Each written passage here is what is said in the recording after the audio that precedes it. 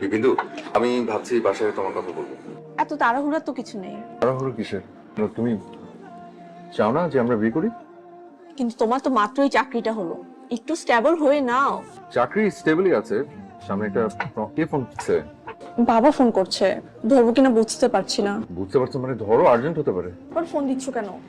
বলেছি তো আজকে দেখা হবে না। তো কি হয়েছে বলতো? রেস্টুরেন্ট থেকে বের হওয়ার পর একটা কথা বলিসনি, হয়েছে কি?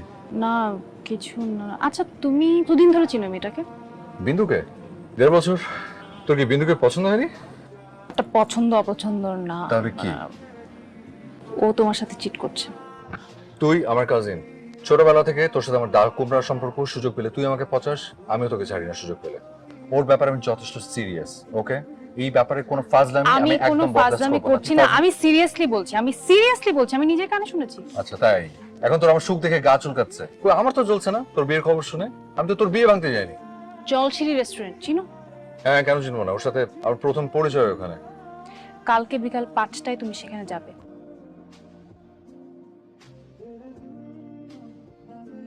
আলহামদুলিল্লাহ।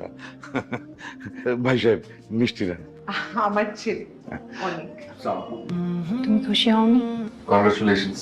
থ্যাঙ্কস। অবশ্য তুমি তো খুশি হবেই, তোমাকে এখন আর কেউ পচাবে না, তোমার সাথে ঝগড়া করবে না, তোমার তো খুশি হওয়ারই কথা। আমি কি তোকে কম জানিয়েছি? তারপর তোর ছেলে পছন্দ হয়েছে? আছে ঠিকঠাক। তুমি রেস্টুরেন্টে গিয়েছিলে তাই না? আমি ভাবতে পারিনি, জানিস। তোমার অনেক কান্না পাচ্ছে। আমার যখন অনেক কান্না পায়, আমি বাবাকে জড়িয়ে ধরে হাউমাউ করে কাঁদি। বিশ্বাস করে আমার মনটা অনেক হালকা হয়ে যায়, আমার কষ্ট অর্ধেক কমে যায়।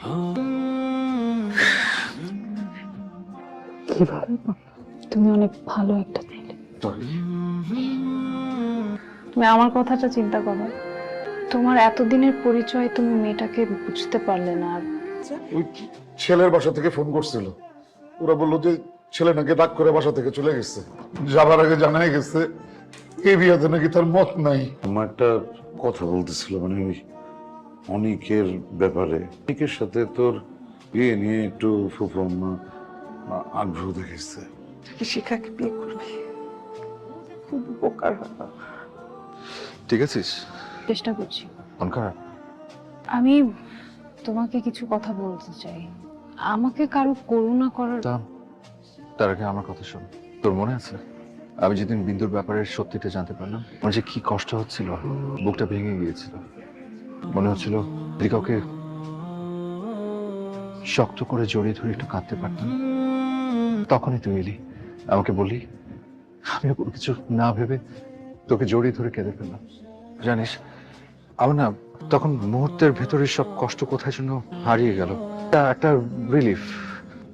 আমি না জানি না আসলে এই অনুভূতির নাম কি। শিখার সাথে আপনার বিয়েটা ঠিক হয়ে গেছে। শিখার সাথে আসলে আমার অনেক দিনের রিলেশন? জি। হোয়াট? কি বলছেন আপনি? তাহলে ও বিয়েতে মত দিয়েছে কেন? আমার উপর রাগ করে কি আর ভালোবাসা মানুষকে বলা যায়? মনে হলো সেটা হচ্ছে যে সারা জীবন আফসোস করা থেকে যদি আমরা সাময়িক কষ্টটা একটু মেনে নেওয়ার চেষ্টা করি, তাহলে তো সেটা সবার জন্য ভালো হয়, তাই না? আসলে তোমার প্ল্যান, কিন্তু কেন? কারণ ওই যে শুনেছিস না, everything is fair in love. খবরদার, তোমাকে ইয়েস বলি। তেল পোকা বলেছিলাম, everything is fair in love.